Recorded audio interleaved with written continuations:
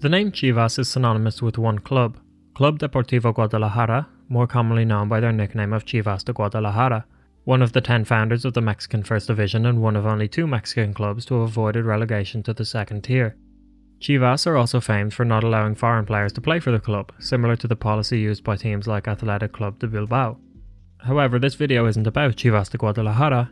This video is about Club Deportivo Chivas USA, the Los Angeles-based subsidiary of Chivas de Guadalajara, a club which promised so much and delivered so little in its short, disastrous life. The story of Chivas USA begins in 2002 with one man, Jorge Vergara.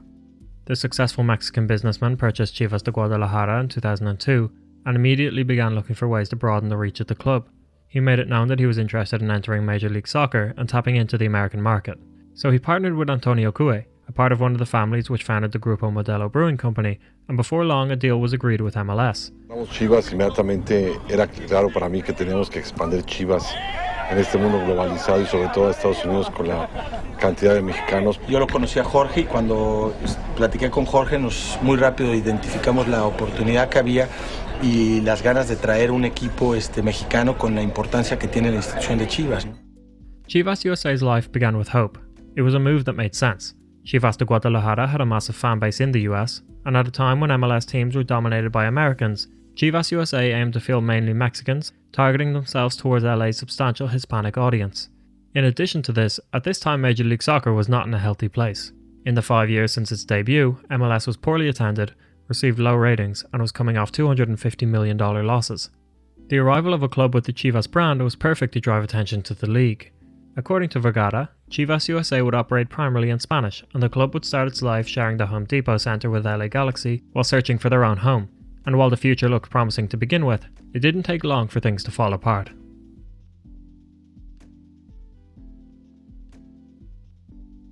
Ahead of the 2005 season, Chivas USA appointed their first head coach, Thomas Rongen.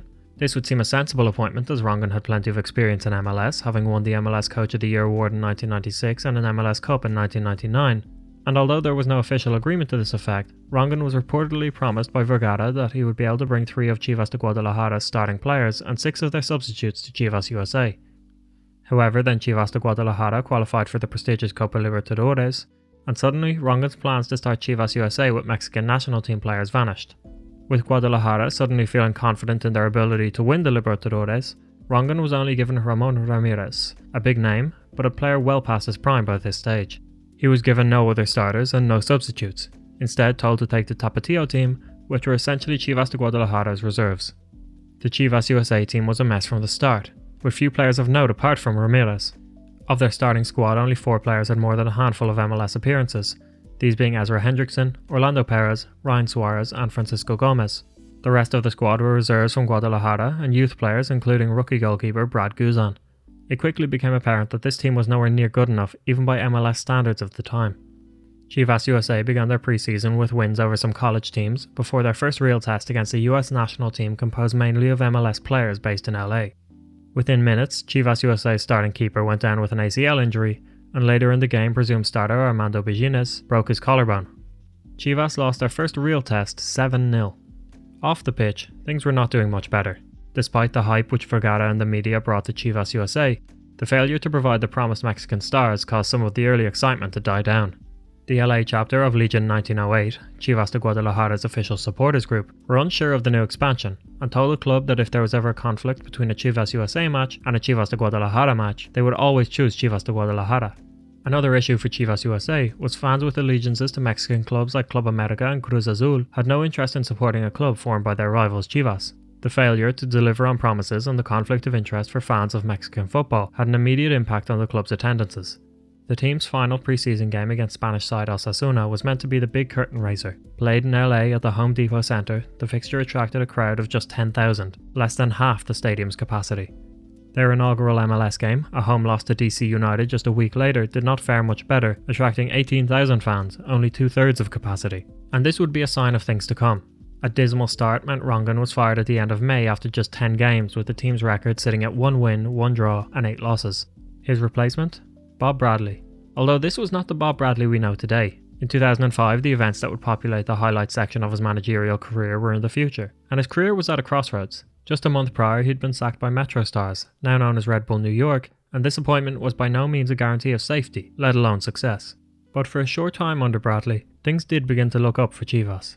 He convinced Vergara and Cue to de-emphasize the need for Mexican and Latin American players, and they encouraged Bradley to build a winning side. And Bradley didn't need to be told twice. He started an influx of Americans to the team, including MLS stalwarts Ante Razov, Jesse March, and Jason Hernandez, as well as a Mexican legend, Claudio Suarez. Despite a slow start, the 2005 season was a success for Chivas USA. They ended the season third in the West and qualified for the playoffs, ultimately losing to eventual winners Houston in the first round. And Bradley picked up the MLS Coach of the Year award, and average attendance increased from 17 to 19,000, the second highest in the league.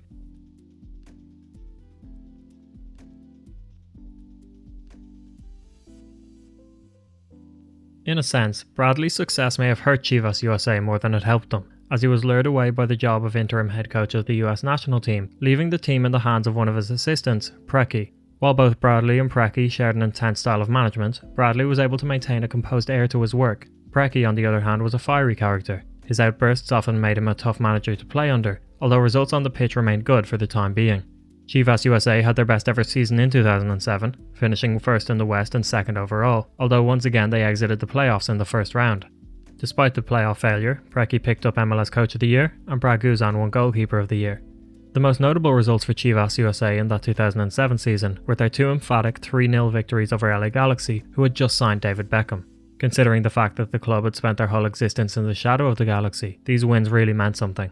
Those wins also cemented a feeling that Chivas USA was the place for authentic football in LA. While the Galaxy were simply the product of celebrity and star power, Chivas were held up by real football fans. However, while this may have been the impression in the league, it did not translate well to attendance, as the average slipped by more than 5,000, making it the second worst in the league.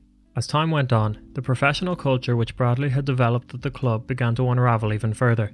Having only retired from professional football in 2005, Preki still considered himself quite the athlete, and his competitive nature would cost the team dearly in the 2008 season. Chivas USA finished the season second in the West and fourth overall, and were excitedly looking ahead to their playoff clash against Real Salt Lake, a clash in which Chivas were favoured to advance. Then, during a regular postseason training session, Preki and star striker Michael Galindo started a shooting contest, which got fairly heated. As the rest of the team warmed down after training, attention quickly turned to the far goal where Preki and Galindo were competing. The whole squad watched as Galindo shot, yelled at Preki in Cuban slang, and limped away, having torn his groin. Preki, for one, didn't immediately care about Galindo, knowing there was money on the line. Preki won the shootout, but Galindo was out for the playoffs, which Chivas would go on to lose 3-2, a third straight first-round defeat.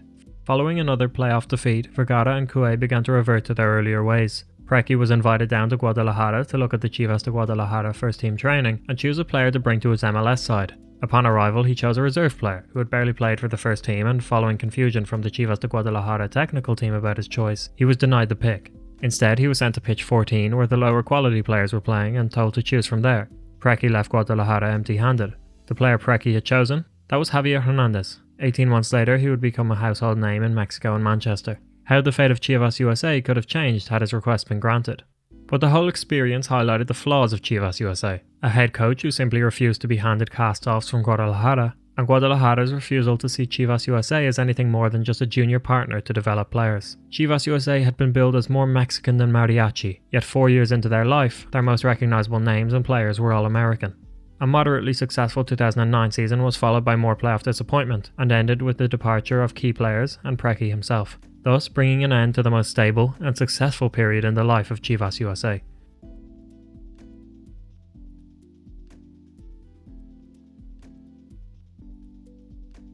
The 2010 off-season would be the beginning of trouble. The key players and MLS veterans who had departed following the end of the previous season were replaced by lightly regarded Mexican and Central American players who had a combined total of 0 MLS experience. Even the players began to notice that the club leadership was noticeably less engaged. Antonio Cue stopped showing up at the club, the team was given the worst training pitch in the complex, and the food, which had been catered under Preki, was now cut out entirely.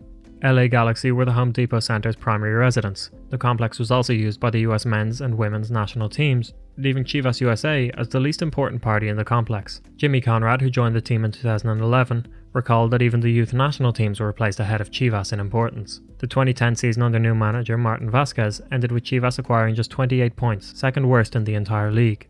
Despite the poor results, the club remained firmly behind Vasquez. That was until he refused to fire a member of his backroom staff to be replaced with a new assistant manager. The club then asked for Vasquez's resignation, which he refused, so the club fired him.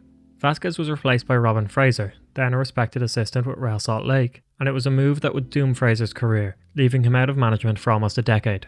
By the opening day of the 2011 season, only 6 of the 16 players used in the 2009 playoffs remained, and those that did remain didn't care. This was made clear to Fraser when two 16-year-olds, Marky Delgado and Ben Spencer, won the pre-season fitness test, but Fraser gave that 2011 season a good go nonetheless. The addition of a few MLS veterans helped the team along, and they were actually in the playoff places for 2/3 of the season. However, a dismal run of form down the final stretch saw the team fall to 8th in the West. But for the team, there was a sense that they might actually be able to achieve something with just a couple of additions in the off-season, but those additions never came. With no additions and the squad morale completely shot, Chivas USA finished the 2012 season with 30 points, second worst in the MLS.